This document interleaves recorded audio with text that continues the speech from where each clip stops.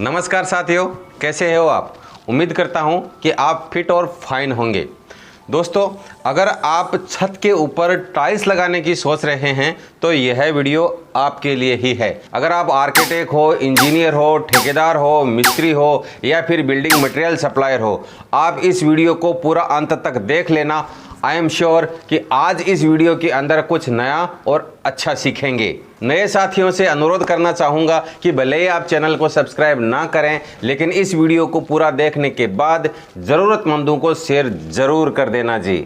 आज का जो टॉपिक है वह एक महत्वपूर्ण और विशेष टॉपिक है, और वो टॉपिक है कि हमारे घर की छत में, बालकनी में ऐसी कौन सी टाइल्स लगाई जाए जो वाटर रेजिडेंट भी हो, यानी कि छत लीकेज ना हो, नीचे वाले कमरों में एकदम ठंडक बनाकर रखती हो, दिखने में वह सुंदर दिखाई देती हो, साफ करने में आसानी रहती हो, चलने के अंदर एंटी स्किड हो यानी कि फिसलन भरी टाइल्स ना हो, और मजबूत ऐसी हो कि सालों साल तक चलती रहे, उसके अंदर कोई मेंटेनेंस ना आए। दोस्तों, वैसे तो मैं छत के ऊपर टाइल्स लगाने के लिए रिकमेंड नहीं करता हूं, और शायद आपको याद भी होगा कि एक बार मैंने एक वाटरप्रूफ पे वीडियो बनाया था और मैंने उसमें कहा था कि आज तक ऐसी कोई ब्रांड या ऐसी कोई कंपनी बनी ही नहीं है जो सिर्फ छत के लिए टाइल्स बनाती है। कस्टमर को पता नहीं होता है, दुकानदार कोई भी टाइल्स कस्टमर को दे देते हैं और वह फिर लगा लेते हैं, प्रॉब्लम शुरू हो जाती है। तो अब एक कंपनी ऐसी भी है जो सिर्फ छत के लिए कूल रूफ टाइल्स बनाती है, और उस कंपनी का नाम है सेरेक्सा।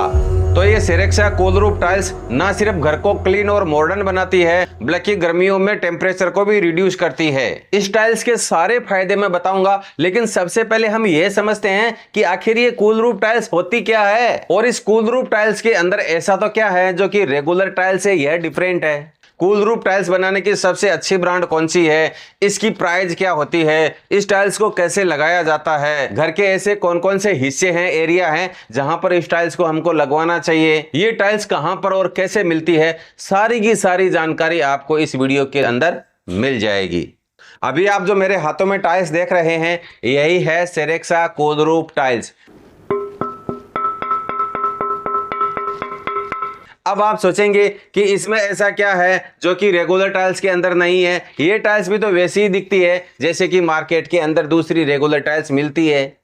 मजा नहीं आ रहा है, अब आएगा मजा। बाकी टाइल्स से यह टाइल्स डिफरेंट कैसी है, यह जानने के लिए हमको टाइल्स के पीछे का बैकग्राउंड समझना पड़ेगा, इसके जो मटेरियल है उसके बारे में समझना पड़ेगा, इस टाइल्स का नेचर क्या है वह हमको समझना पड़ेगा। टाइल्स कौन से प्रकार के मटेरियल से बनी हुई है, इसके पीछे की टेक्निक, इसके पीछे का विज्ञान और नेचर हमको समझ में आ जाएगा, तो हमको यह भी समझ में आ जाएगा कि कूल रूफ टाइल्स उन टाइल्स से डिफरेंट कैसे होती है। अभी हमारे पास में, हमारे मार्केट के अंदर 3 प्रकार के मटेरियल की टाइल्स बनी हुई आती है। पहली है सिरामिक बॉडी की टाइल्स, दूसरी है पोर्सोलिन बॉडी की टाइल्स, और तीसरी है विट्रीफाइड बॉडी की टाइल्स।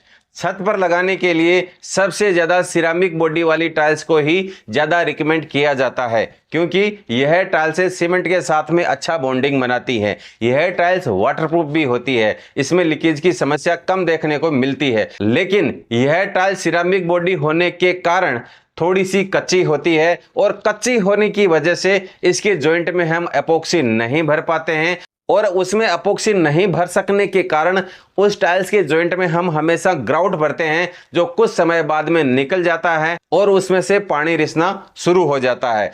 तो क्या सेरेक्सा कूल रूफ टाइल्स के जॉइंट में से पानी नहीं जाता है अंदर? नहीं साहब, ऐसा नहीं है, उसके अंदर से भी पानी तो जाता ही होगा, लेकिन इस टाइल्स के जॉइंट के अंदर हम एपोक्सी भर सकते हैं, जो कि सिरामिक टाइल्स के अंदर नहीं भर सकते, क्योंकि सेरेक्सा कूल रूफ टाइल्स की जो बॉडी है वह सेमी विट्रीफाइड बॉडी है, यानी कि काफी स्ट्रॉन्ग है। यानी विट्रीफाइड बॉडी के साथ में एपोक्सी का मटेरियल सेट हो जाता है, लेकिन एपोक्सी के साथ में सिरामिक बॉडी का मटेरियल सेट नहीं होता, टाइल्स की धार को तोड़ देता है, क्योंकि सिरामिक बॉडी का जो मटेरियल होता है वो बहुत ही कच्चा होता है, और एपोक्सी एक बार सेट होने के बाद में बहुत हार्ड हो जाती है, और यही कारण है कि सिरामिक बॉडी वाली टाइल्स के अंदर कोई एपोक्सी नहीं भरता है। छत पर लगाई जाने वाली टाइल्स ऐसी होनी चाहिए जो सर्दी, गर्मी, बरसात तीनों मौसमों की मार को झेल सके।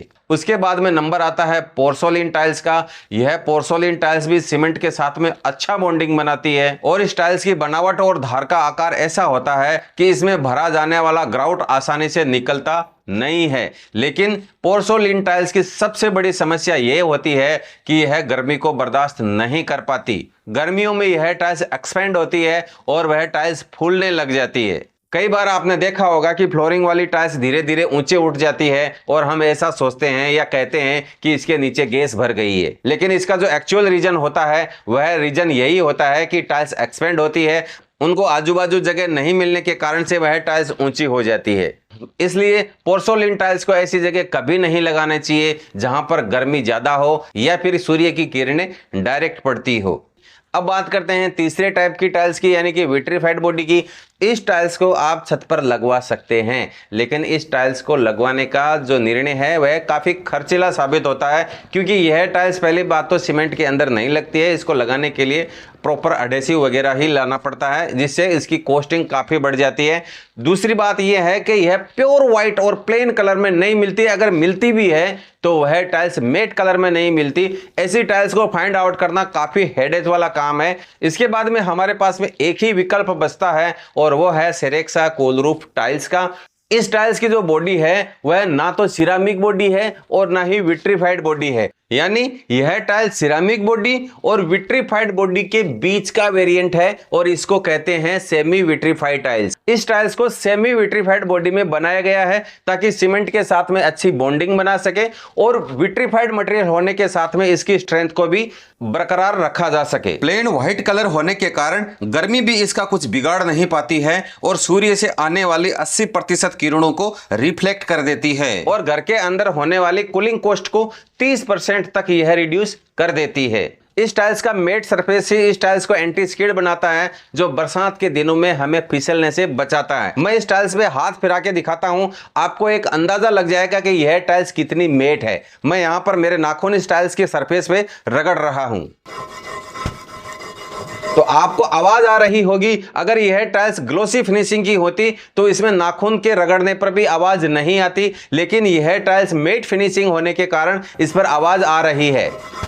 इस सेरेक्सा कोलरूफ टाइल्स की साइज 300 mm बाई 300 mm यानी 1 फुट बाई 1 फुट है और इसकी थिकनेस है 8 mm। कंफर्टेबल साइज होने के कारण इजी इंस्टॉलेशन हो जाता है और लाइट वेट होने के कारण टेरेस पर एक्स्ट्रा ओवर वेट भी नहीं बढ़ता है। इस टाइल्स की बॉडी वाटरप्रूफ होने के कारण आप छत पर तो लगा ही सकते हैं, इस टाइल्स को आप बालकनी या बाथरूम के फ्लोरिंग में भी लगवा सकते हैं, या फिर ऐसा एरिया जहां पर लगातार पानी पड़ता हो और फिसलन का डर रहता हो, यानी कि वॉश बेसिंग वाला एरिया या फिर वॉशिंग मशीन वाला एरिया, ऐसी जगहों पर भी आप इस टाइल्स को लगवाएं तो अच्छा रहेगा।